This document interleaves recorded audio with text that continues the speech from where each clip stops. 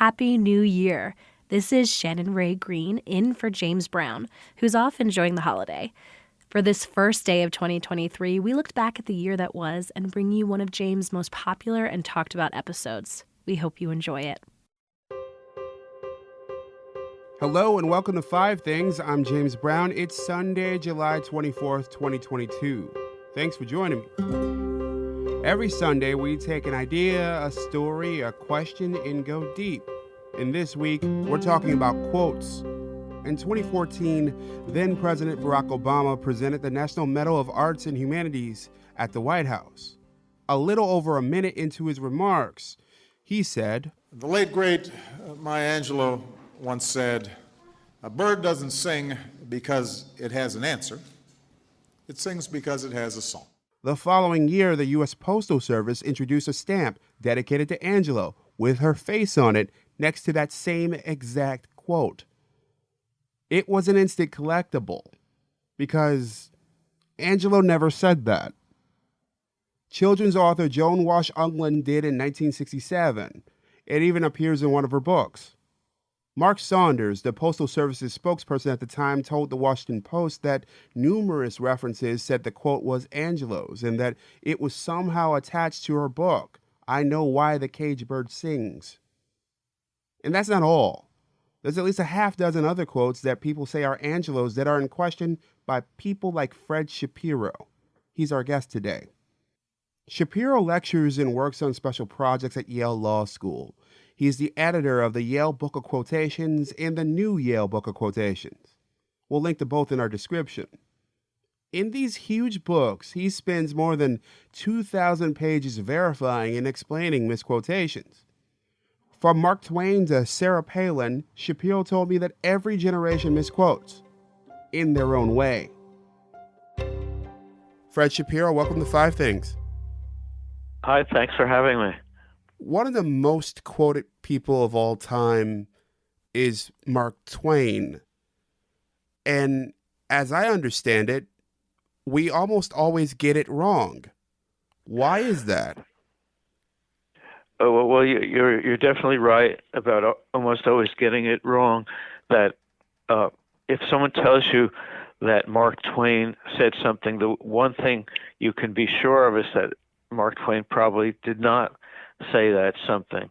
I mean, he did have many witty things that he said, but the things that people are quoting nowadays are usually things that were said much later than his time by other people, but they gravitate toward him. He's a quotation magnet, that people want to believe that some folksy person, some famous person said something that they like, but it's often not at all the case. Is there a specific Twain quote that gets misquoted a lot or more than others? Well, there's so many of them. I mean, just one example is golf is a good walk spoiled, which is almost always attributed to Mark Twain, but it actually, the earliest evidence of anyone using it was in 1913 after Twain was dead, and it was it's anonymous in terms of who said it. We don't really know who originated. A lot of famous quotes come out of the mouth of some obscure person who is quickly forgotten. That's a really interesting concept. Someone says something that is somewhat profound, yet that profound idea does not become well known until someone who is famous's name is slapped on it. Yes. And it's not just Twain that is a quotation magnet. You also get people like Yogi Berra, Oscar Wilde, George Bernard Shaw, that quotes get routinely attributed to when they never said anything like that. And sometimes you can tell the language, the the diction, the tone of a quote is often very modern, but it gets attributed to someone from a past century when they just didn't talk the way that we talk today. You're known for that type of research. You've written a book on this, at least one, and I'm just wondering about your process. How do you find out that a quote is not from the person it's attributed to? Well, I mean, I'm lucky that I came along at a time when the tools to do fantastic research of this kind emerged.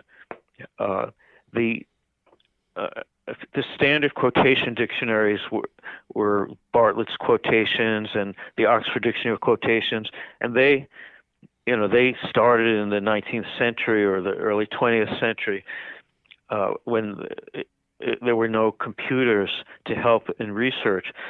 When I realized that these quotation books were not reliable and not the product of deep research, I started developing my own quotation book, the Yale Book of Quotations, which has now become a standard quotation book. And I compiled the Yale Book of Quotations just at the time. I was lucky, just at the time when there was a huge explosion of computer, internet databases where you could search millions and billions, even trillions of newspaper articles, historical newspaper articles, old newspaper articles, recent newspaper articles, and also books. Millions of books can be searched now online, so that you could type in the words of a quotation, and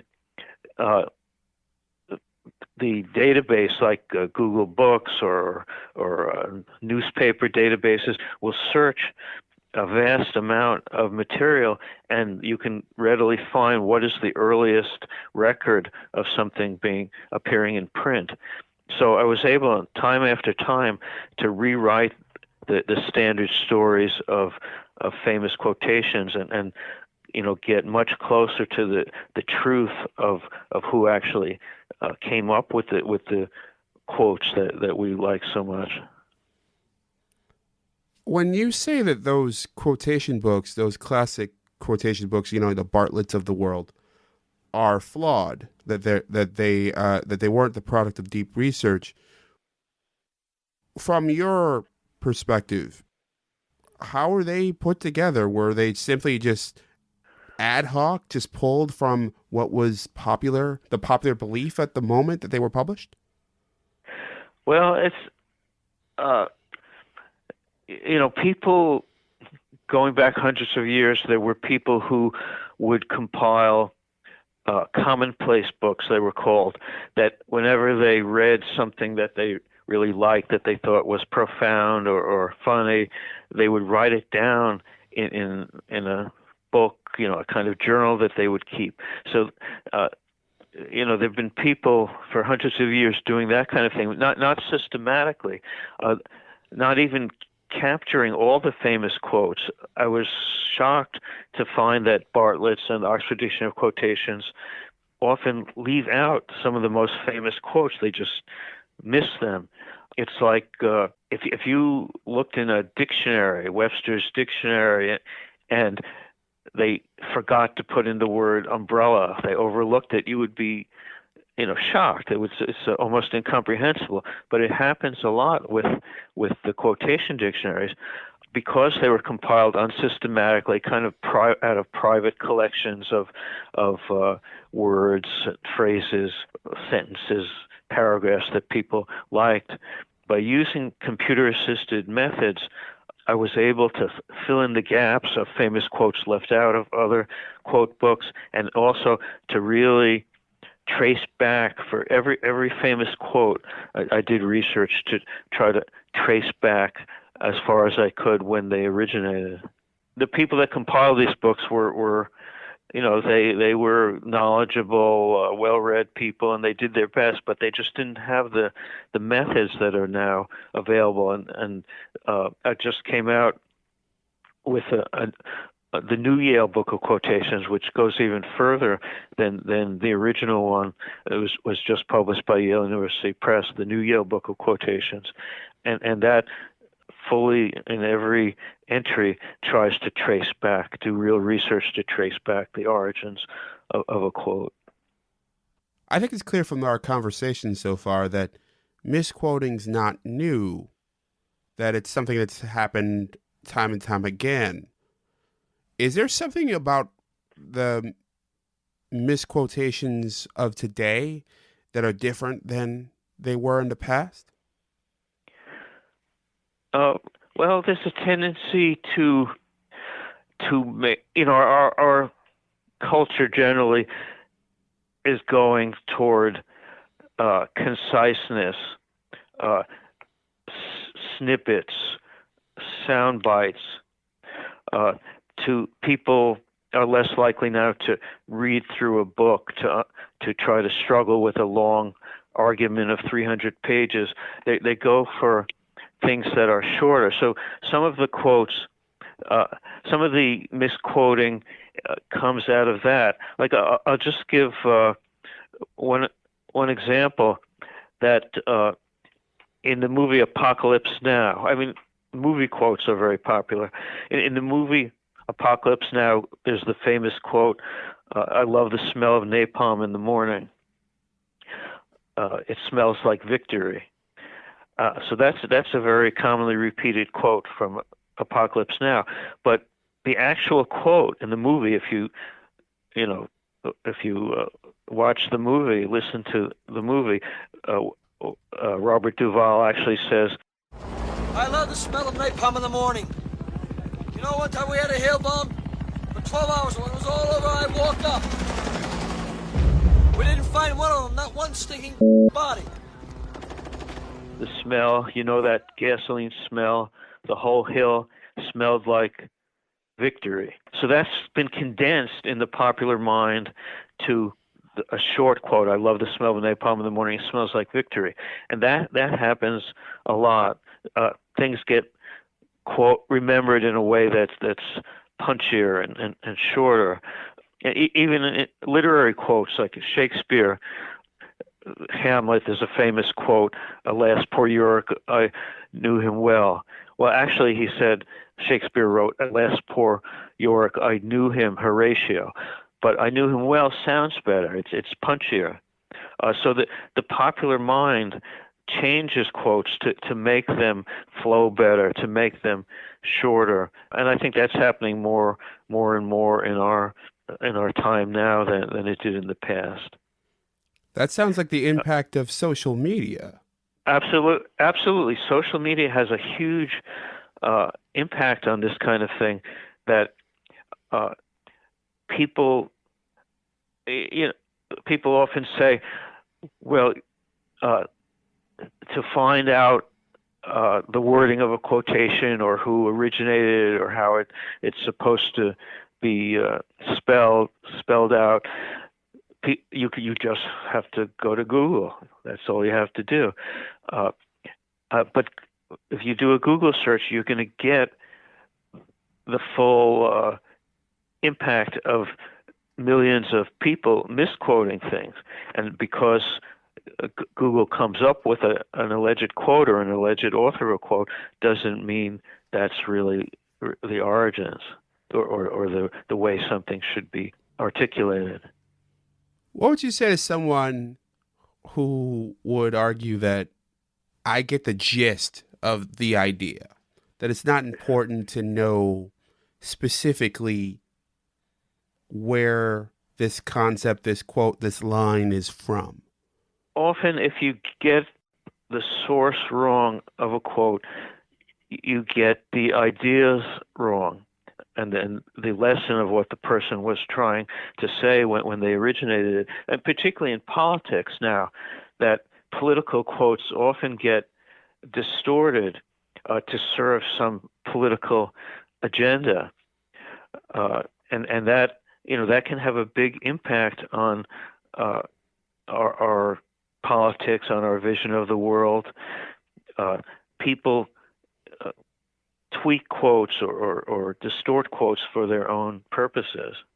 Sarah Palin actually comes to mind in that concept that you're laying out. I don't know if you know the quote I'm speaking of. Which quote is that? It's widely believed that she said that I can see Russia from my house. Okay, that's a great example. What insight into Russian actions, particularly in the last couple of weeks, does the proximity of the state give you?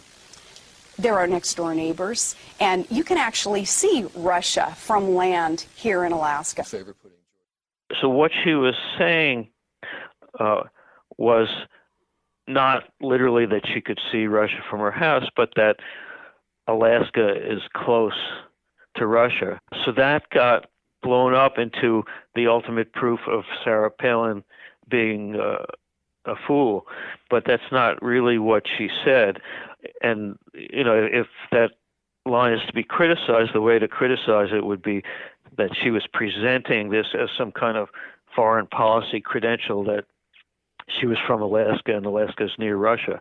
But the actual words got misquoted. And in fact, I can see Russia from my house came out of the mouth not of Sarah Palin, but of Tina Fey on Saturday Night Live. I believe that diplomacy should be the cornerstone of any foreign policy. And I can see Russia from my house. And in my book, I explain the truth of all that. One of the things that has got you attention in recent times is your work on the Pledge of Allegiance. What did you find when you researched that? We found that the person that it was attributed to did not say it, could not have said it, because we found an earlier in a newspaper article where the Pledge of Allegiance appeared before Francis Bellamy, the person that always gets the credit for it, says that he wrote it. It's clear that he stole the credit from someone, and it's possible that person was actually a 13-year-old schoolboy in Kansas. Wow. So that's a striking example of where the real story is pretty different from the accepted story that you would find if you looked any place other than in an authoritative quotation book like the New Yale Book of Quotations. There's another thing that story brings to mind. Is it easier to do what Bellamy may have done, meaning steal the Pledge of Allegiance from a 13-year-old, perhaps, now than it was back then? Because I can make an argument for either. In a sense, it's easier now because you can, find someone else's words online and then take it as your own, and it's kind of lost in a sea of misinformation on the internet. But it's also harder in the sense that people like me can come along and do the research. So it's and in some cases publicize it, like from the New York Times or from Wikipedia.